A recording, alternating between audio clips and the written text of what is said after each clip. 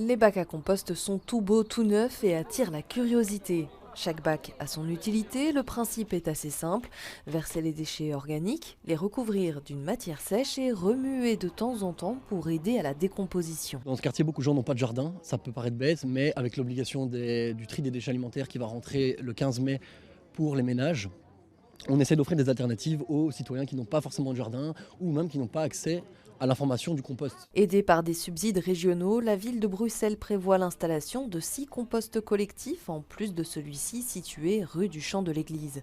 Une solution supplémentaire pour recycler notamment nos épluchures de fruits et légumes. J'ai un petit jardinet, parfois je les mets dans mon rosier. J'ai un rosier, donc ça rend mon terreau fertile, plus fertile. J'imagine que toutes les épluchures ne peuvent pas arriver dans le rosier et donc le reste des épluchures, ça arrive où du coup? À la poubelle.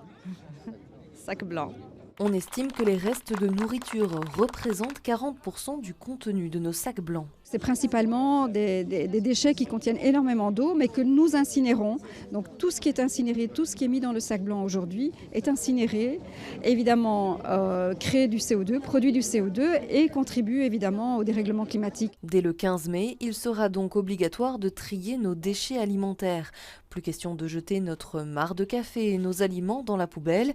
Les alternatives sont nombreuses, sacs orange, compost de quartier. La ville de Bruxelles donne également des primes pour des gens qui veulent installer des mini-compostières chez eux sur une terrasse ou un jardinet ou des vermicompostières aussi. C'est désormais aux riverains d'adopter ce compost de quartier avec l'aide dans un premier temps d'un maître composteur qui formera et veillera au bon suivi du projet, de sorte que la peau de banane devienne d'ici quelques mois un bon engrais.